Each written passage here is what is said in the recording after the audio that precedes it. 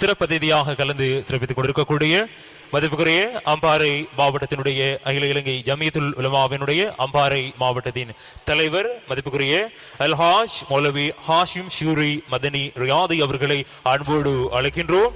இன்றைய நாளினுடைய இந்த நிகழ்வின் சிறப்புரையினை வழங்குவதற்காக. එහෙමනම් අප මීළඟ අංගයේ විදිහට මෙම වැඩසටහනේ ප්‍රධාන කතාව සිදු කිරීම සඳහා අපේ අම්පාර දිස්ත්‍රික් සභාපතිතුමන් මෙන්ම මදනි රියාදි අල්හාජ් මෞලවි වාහිම් සූරි මෞලවිතුමනි ඔබතුමාට මේ ගෞරවනීය ආරාධනාව කතාව සිදු කිරීම සඳහා බොහොම ස්තුතියි. بسم الله الرحمن الرحيم الحمد لله رب العالمين والصلاة والسلام على سيد الأنبياء والمرسلين نبينا محمد وآله وصحبه أجمعين أما بعد فقد قال الله تبارك وتعالى في محكم تنزيله أعوذ بالله من الشيطان الرجيم واعتصموا بحبل الله جميعا ولا تفرقوا. இந்த பலஸ்தீன் மக்களுக்கு பிரார்த்தனை மற்றும் மர்ஹூம் இப்ராஹிம் அர் ரயீசி ஈரானின் ஜனாதிபதி அவர்களின் நினைவுரை என்ற தலைப்பில் இன்று இந்த ஏற்பாட்டில் எனக்கும் ஒரு சில வார்த்தைகளை தந்தமைக்காக இந்த சுதந்திர ஊடக கண்காணிப்பு மையத்தினருக்கும் அதன் தலைவர், செயலாளர், உறுப்பினர்கள் அவர்களுக்கு நான் நன்றி செலுத்திக் கொள்கிறேன். இந்த நிகழ்வுக்கு வருகை தந்திருக்கின்ற பல மத தலைவர்கள், அரசியல் தலைவர்கள், அறிஞர்கள், பிரமுகர்கள், விசேஷமாக முஸ்தபா பல்கலைக்கழகத்தின் பணிப்பாளர், பக்கத்தில் அமர்ந்திருக்கின்ற எனது ஷர்கியாவின் காலத்தின் நண்பர் மௌலவி இஸ்ஹாக் அவர்கள் அனைவருக்கும் எனது அன்பின் சலாம். அஸ்ஸலாமு அலைக்கும் வரஹ்மத்துல்லாஹி வபரகாத்து. இப்படியான இடங்களிலே நீண்ட நேரம் பேசாவிட்டாலும் ஒரு சொற்ப நேரம் முக்கிய விடயங்களையும் பற்றி சொன்னால் பொருத்தமாக இருக்கும் என்று நான் நினைக்கிறேன். மகரிபுடைய தொழுகையும் நம்மளை எதிர்பார்த்த வண்ணம் இருக்கிறது. 1967 ஆண்டு பலஸ்தீன் மக்களுக்கு எதிரான நடவடிக்கைகளிலே இஸ்ரவேல் ஆன பொழுது, அவர்களுக்கு துன்பங்கள் வந்த பொழுது, அவர்களோடு போராடுவதற்காக, யுத்தம் செய்வதற்காக அரபு உலகம் ஒரு திட்டம் தீட்டியது. இஸ்ரவேலை உலக படத்தில் இருந்தே எடுத்துவிடக்கூடிய அளவு பெரிய ஒரு யுத்தத்தை செய்வதற்கு அரபு உலகம் தயாரானது. முடிவு படுதோல்வியாக மாறியது. அந்த தோல்விக்கு பிறகு 1973 ஆண்டு அக்டோபர் யுத்தம் ஒன்று ஆரம்பமானது. மன்னர் ஃபைசல் ரஹிமஹுல்லா அவர்கள் தனது எண்ணெயை, பெட்ரோலை ஆயுதமாக பாவித்து ஒரு யுத்தம் நடந்தது. இந்த யுத்தம் எல்லாம் ஈஜிப்ட் கமால் அப்துல் நாசர் அவருடைய தலைமையிலே தான் நடந்தது. அதிலும் ஒரு சில வெற்றிகளுடன் முடிவு என்ன ஆனது? அவர் ஷஹீதானார். மன்னர் ஃபைசல் ஷஹீதானார். அன்புக்குரிய சகோதரர்களே, அந்த அணிவரிசையிலே தான் இன்று நாம் நினைவுரை செய்வதற்காக இங்கு வந்திருக்கின்ற மர்ஹூம் இப்ராஹிம் அர் ரயீஸ் அவர்களும் இந்த அணிவரிசையிலே தான் வந்திருக்கிறார். ஒரு விடயத்தை நான் உங்களுக்கு சொல்ல விரும்புகிறேன், அத்தோடு நான் முடிக்கவும் விரும்புகிறேன். இஸ்லாமியர்களுக்காக, முஸ்லிம்களுக்காக, இஸ்லாமிய உரிமைகளுக்காக யாரெல்லாம் முன்னுக்கு வருகிறாங்களோ அவங்களுக்கெல்லாம் இந்த வானிலை கோளாறு ஏற்படுவது வழக்கம். எங்களோட மரபுமுக்கு மட்டும் அல்லது, சில புவிநிலை கோளாறுகளும் ஏற்படுவது. மன்னர் ஃபைசலுக்கு ஏற்பட்டது புவிநிலை கோளாறு, கொல்லப்பட்டார். தலைவர் ஜியாவுல் ஹக் பாகிஸ்தான் ஜனாதிபதி, அவருக்கு வானிலை கோளாறு ஏற்பட்டது.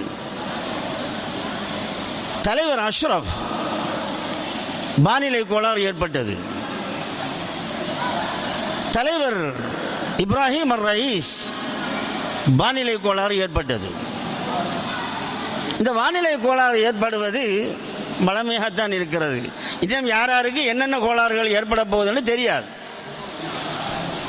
அன்புக்குரியவர்களே, ரசூலுல்லாஹ் ஸல்லல்லாஹு அலைஹி வஸல்லம் அவர்கள் கவலையோடு ஒரு சொற்பொழிவு நடத்தினார்கள். அது என்னென்றா, அல்லாஹ்விடத்திலே நான் 3 விடயங்களை கேட்டேன். 2 விடயங்களை எனக்கு தரப்பட்டது, ஆன்சர் பண்ணப்பட்டது. ஒரு விஷயத்தை எனக்கு அல்லாஹ் தரல. 2 விஷயம் என்ன?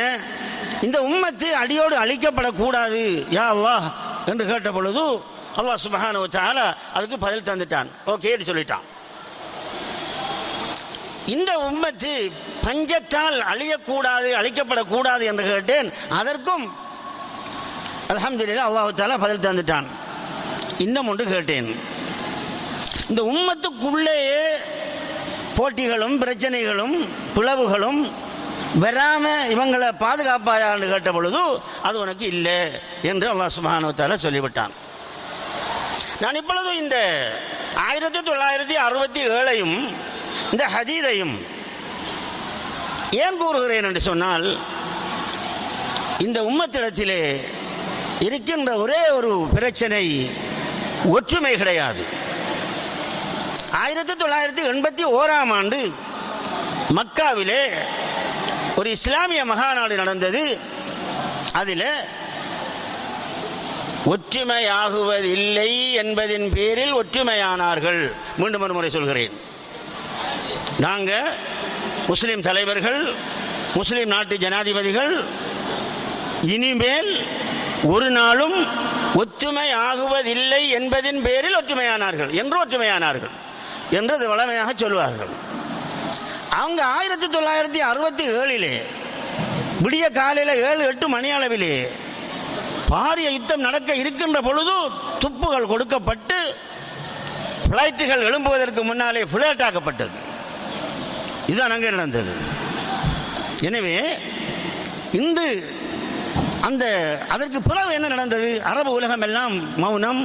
இஸ்லாமிய உலகத்துக்கு அதுக்கு அதை பற்றிய பிரச்சனையே இல்லை மாதிரி 56 நாடுகள் இருந்தும் அரபு உலகம் இருந்தும் இன்று ஐநா என்ன சொல்லுது? பலஸ்தீன் மக்களுக்கு சார்பாக பேசுது.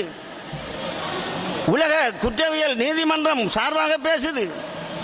143 நாடுகள் சார்பாக பேசுது. இருந்தும் ஏன் விஷயங்கள் நடக்குதில்லை?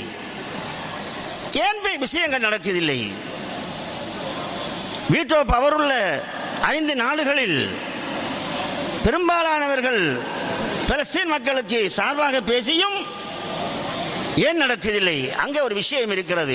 அதைத்தான் நாம் அனைவரும் சிந்திக்க வேண்டும். எனவே அன்புக்குரிய சகோதரர்களே, இந்த மனிதன் மர்ஹூம் இப்ராஹிம் அர் ரயீசி அவருடைய அந்திம காலத்திலே நல்ல பணிகளிலே ஈடுபட்டுக் கொண்டிருக்கின்ற பொழுதுதான் அவருடைய மரணத்தை அவர் சந்தித்தார். இலங்கைக்கு வந்து ஒரு சிறந்த எல்லா மக்களுக்கும் ஒரு சிறந்த நீர்த்திட்டத்தை ஏற்பாடு செய்து சந்தோஷப்படுத்தினார். நல்ல பணியை செய்து கொண்டு இருக்கின்ற பொழுதுதான், போய் திரும்பி வருகின்ற பொழுதுதான் இவருக்கு விமான கோளாறு ஏற்பட்டது. ஆனால் கோளாறுகள் ஏற்படலாம். இறைவனிடத்திலே அவருக்காக நாங்கள் பிரார்த்திக்க வேண்டும். ஒவ்வொரு மனிதனும் அவருடைய நிலவை பொறுத்து தான் இறைவனிடத்திலே அவர் அந்தஸ்துக்குரியவராக ஆகிறார். இறுதியாக நான் ஒரு விடயத்தை நான் சொல்கிறேன். இன்று பலஸ்தீன் மக்கள் இடத்தால் தூரமாக இருந்தாலும் அவர்கள் உள்ளத்தில் அவர்கள் நமது சகோதரர்கள், எமது உடல் உறுப்பை போன்றவர்கள் என்ற வகையில் நாங்கள் அவர்களுக்காக பிரார்த்தனை செய்வோம். அதே நேரம் இந்த இப்ராஹிம் ரயீஸ் அவர்களுடன் சென்று உயிர் நீத்த அவர்களை நாங்கள் மறந்துவிடக் கூடாது. அவர்களுக்காகவும் நாங்கள் பிரார்த்திக்க வேண்டும். ஆனால் மிக முக்கியமாக எங்களுடைய பிரார்த்தனைகளின் பொழுது நாங்கள் பிரார்த்திக்க வேண்டிய முக்கியமான பிரார்த்தனை என்ன தெரியுமா? யா அல்லாஹ், இந்த முஸ்லிம்களுக்கு மத்தியில் ஒற்றுமையை ஏற்படுத்துவாயாக என்றுதான் நாங்கள் பிரார்த்திக்க வேண்டும். ஹசரத் ரஃபீதீன் மௌலவி அவர்கள் அந்த பேசிய பேச்சிலே நாம் ஒரு விஷயத்தை நாங்கள் அறிய வேண்டும். நாங்கள் பலஸ்தீன் மக்களோடு நாங்கள் எங்களுடைய கவனங்கள் நின்றுவிடக் கூடாது.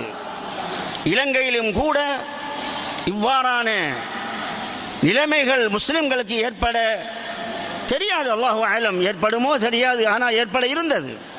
முஸ்லிம்களை இரண்டாக பிரித்தார்கள்.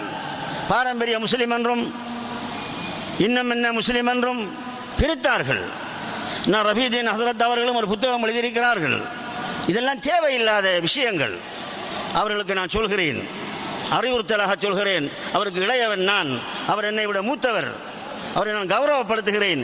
இப்படியான புத்தகங்கள் சமூகத்துக்கு தேவையே இல்லை. இதுதான் சமூகத்தை கெடுக்கின்ற, குழப்புகின்ற, பிரிக்கின்ற ஒரு புத்தகங்களாக இருக்கக்கூடாது.